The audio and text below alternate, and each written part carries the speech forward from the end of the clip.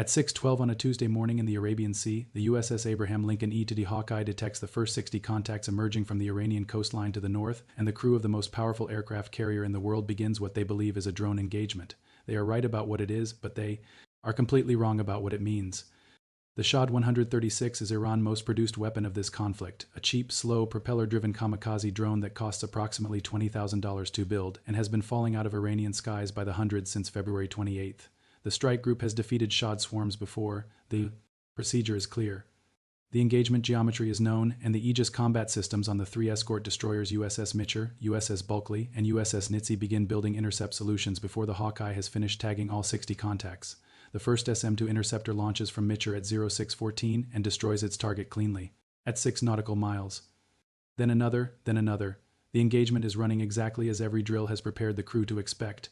What nobody in the strike group is watching at 0614 is the southern sector, because nothing appears to be there. 6 Iranian Thunder-class fast attack boats running dark and silent 22 miles south of the formation, engines throttled back.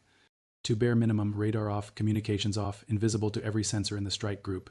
They have been in position since 0 for 30. They have been waiting for 94 minutes. They are carrying 12 Noor anti-ship missiles between them, and they are going to stay exactly where they are until the moment is right. The moment is not right yet.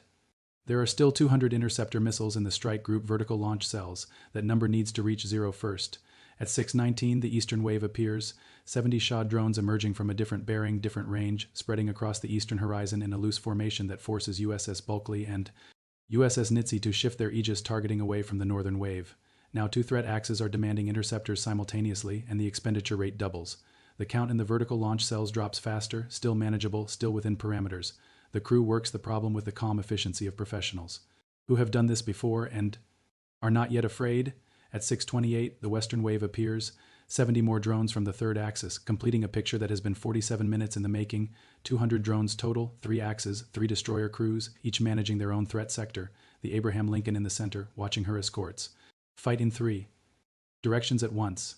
Lieutenant Commander Rachel Torres has been the Tactical Action Officer in the Abraham Lincoln Combat Information Center since 0545, and she has been watching the interceptor inventory on her secondary display through every minute of the engagement with a focus that has nothing to do with the drones themselves. The drones are being handled. What Torres is watching is the rate at which they are being handled, the number of SM-2 interceptors expended per contact, the projected depletion curve, the point on her timeline where the vertical launch cells reach 0. She ran the projection the moment the western wave appeared, and the number it gave her made her set down her coffee and not pick it up again. They are flying patterns specifically engineered to be shot down as expensively as possible. Every Shahed destroyed costs the strike group 1 SM-2 interceptor worth approximately $2 million and 1 slot in a vertical launch cell that cannot be reloaded at sea. 1 drone absorbed, 1 interceptor expended, 1 cell emptied, multiplied across 200 contacts, spread across 3 axes over 47 minutes, until the number in the cells reaches 0 at exactly the moment something else arrives from the one direction nobody has been watching. Torres understands what she is looking at with the particular clarity that comes from seeing a thing you cannot unsee. This is not an attack. This is a calculation with one answer. How long does it take to empty a carrier strike group magazine? Tonight the answer is 47 minutes. She gets on the circuit to the Air Defense Commander immediately and lays out the numbers. He looks at the interceptor curve, he looks at the drone patterns, and he sees it in the same moment. He goes to 5th Fleet for authorization to change engagement protocol, stop spending SM-2 interceptors at range, shift to Phalanx close-in weapon system, let the drones get inside 2 miles before engaging them with the 20mm guns, preserve the remaining interceptors for the real threat that is coming. The authorization request is legitimate and the logic is sound, but authorization requires a chain of approvals that moves at the speed of bureaucracy, while the engagement moves at the speed of mathematics. The Aegis fire control computers on 3 destroyers are assigning interceptors automatically faster than any human override can stop them. And by the time the authorization comes back, the interceptor count is at 11%.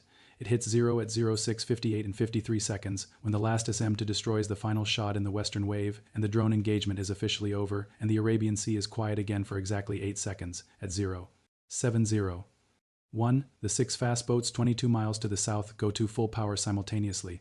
Their engines roar to life after 94 minutes of silence. Their radars activate. Their fire control systems lock onto the Abraham Lincoln position. At 07:01 and 44 seconds, all 6 boats fire, 12 Noor anti-ship missiles drop to sea. skimming altitude, and accelerate toward the carrier at Mach 0.8. Time to impact on the nearest ship, 6 minutes and 40 seconds. Interceptors remaining in the entire strike group, 0. The 8 contacts appear on Torres' display like a verdict. The Noor anti-ship missile is Iran's primary naval strike weapon, a C. Skimming cruise missile derived from the Chinese C-82 design, capable of flying at wave-top altitude to avoid radar detection until the last possible moment, with a 165-kilogram warhead designed to penetrate a warship hull before detonating against a carrier strike group with functioning interceptors. It is a manageable threat. Against a carrier strike group with empty launch cells, it is something else entirely. 12 missiles, 6 minutes and 40 seconds. No SM-2 interceptors, no SM-6 interceptors, nothing in the vertical launch cells at all. The phalanx close-in weapon systems on the destroyers can engage targets inside 2 miles, but 12 seeking. Missiles arriving simultaneously from multiple bearings will saturate the phalanx engagement capacity before half of them are destroyed. The math is not survivable through conventional means. Torres has one asset that Iran planners spent 2 years preparing this operation and never once considered a weapon. The EA-18G Growler has been orbiting at 22,000 feet above the formation since 0545, 1 hour and 16 minutes of continuous flight. Its mission throughout the entire drone engagement has been passive electronic surveillance, not jamming, not attacking, simply listening, building a complete picture of every Iranian radar frequency. Every encrypted communication, every data link signal active in the theater across every minute of the engagement. The Growler electronic warfare officer, Lieutenant Marcus Webb, had been doing this with the focused patience of someone who understood that information gathered quietly at 22,000 feet might matter more than anything the strike group weapon systems could do, and 40 minutes into the drone engagement, when the pattern of how those drones were flying became impossible to misread, Webb had begun building something specific from the signals data he was accumulating. The Noor missile is not a dumb weapon. It does not simply fly toward where the target was when it launched, and hope the target has not moved. Throughout its entire flight, it maintains a continuous encrypted data link connection with the fire control system on the boat that fired it, receiving real-time updates about the target position, course, and speed. The boat tracks the carrier continuously and feeds that data to the missile in flight, so the weapon can correct its course as the carrier maneuvers. This data link is the missile connection to reality, the signal that tells it where to go. The data link operates on a specific encrypted frequency using an authentication protocol that only the launching platform is supposed to generate. Only the boat that fired the missile can talk to it. That is how the system was designed. That is what the engineers who built it intended. What they did not intend was for an American electronic warfare aircraft to spend 47 minutes passively collecting every signal their fire control system transmitted, building a complete map of the encryption pattern and authentication protocol from the data alone until the moment the missiles launched and the data link activated, and Webb had everything he needed to generate a signal that all 12 missiles would accept as genuine. Webb had been ready for 19 minutes before the fast boats fired. He had the frequency, he had the authentication pattern, he had the targeting coordinate format. He had built a spoofed new guidance signal that would pass every check the missile's onboard computers would run against it. He needed only one thing, for Torres to tell him where to send them. Torres looked at her tactical display. 6 fast boats 22 miles south, 12 missiles in the air, 0 interceptors. She did not hesitate. At 0703 and 11 seconds, 2 minutes and 29 seconds after the missiles launched, 4 minutes and 11 seconds before the first one reached its target, the Growler transmitted a spoofed Noor data link signal on the exact encrypted frequency the Iranian fast boats were using. The transmission lasted 0.8 seconds. Now it contained new targeting coordinates for all 12 missiles simultaneously. Not the Abraham Lincoln position, but the exact coordinates of the 6 fast boats sitting 22 miles south of the strike group. The boats that had spent 94 minutes waiting in the dark for this moment. The boats that had fired them, all 12 missiles received the updated targeting data in the same 0.8 seconds and did exactly what they were engineered to do. They trusted it. Their onboard computers accepted the authentication, processed the new coordinates, and began calculating course corrections, and all 12 missiles banked away from the Abraham Lincoln in the same second. A simultaneous turn visible on every tactical display in the formation as 12 red threat lines that had been pointing north suddenly curved and reoriented south. Inside the Iranian fast boats, the fire control displays showed the same thing from the opposite direction.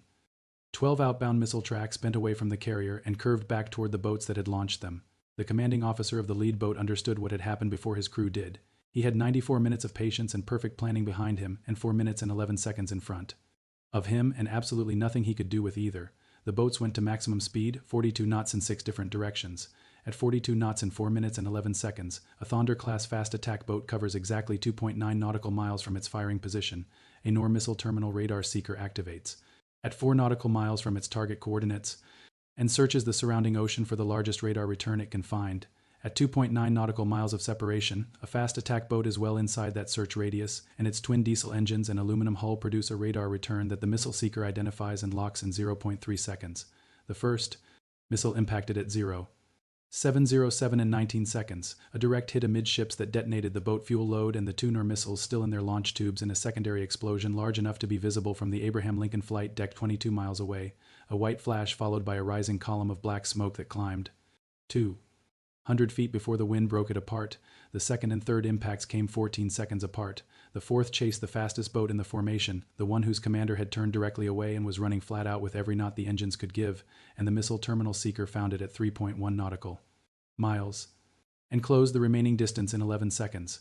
The fifth and sixth impacted in rapid succession on boats that had tried to scatter perpendicular to the threat axis. The seventh selected between two boats that had tried to use each other as radar interference and locked onto the stronger return. The eighth lost terminal lock briefly when its target dropped into a wave trough at low altitude, reacquired the contact 11 seconds later when the boat crested the next wave and impacted at 0708 in 44 seconds. 6 boats, 12 missiles, 5 minutes and 33 seconds from web transmission to the last detonation in the Abraham Lincoln Combat Information Center. Torres watched the southern contacts disappear from the tactical display one by one until the display showed nothing but blue formation symbols and open ocean. The strike group had not fired a single defensive weapon against the missile salvo. 12 Noor missiles that Iran had spent 2 years designing a perfect trap to deliver had turned around and destroyed every boat that launched them, guided by a signal built from 47 minutes of patient listening by one aircraft orbiting overhead that the Iranian planners had watched the entire time and never once considered a threat. The plan had been perfect. 200 drones to drain every interceptor in the formation, executed with a precision that worked exactly as designed. Every SM to interceptor expended, every cell emptied, the carrier left completely defenseless. At the exact moment 12 missiles arrived from the one direction nobody was watching, it had taken 2 years to build and 47 minutes to execute, and it had failed in 5 minutes and 33 seconds, because the one thing the planners had not modeled in 2 years of preparation was what an American electronic warfare officer could build from 47 minutes of signals they never intended him to collect. Torres wrote her engagement log entry at 0710, threat defeated, no damage, no casualties. Magazine exhausted, full reload required. Then she added one line underneath that her commanding officer kept in the final report without changing a word. Iran spent 2 years learning how to empty our magazine. We spent 47 minutes learning how to use theirs. The Abraham Lincoln never changed course. Flight operations resumed. At 0720, 22 miles to the south, 6 fires burned on the surface of the Arabian Sea, where 6 fast boats had waited in the dark for 94 minutes, waiting for the perfect moment. The fires burned for 2 hours. By the time the last one went out, the carrier was already past the horizon and the Arabian Sea was flat and calm and silent as if the whole thing had never happened.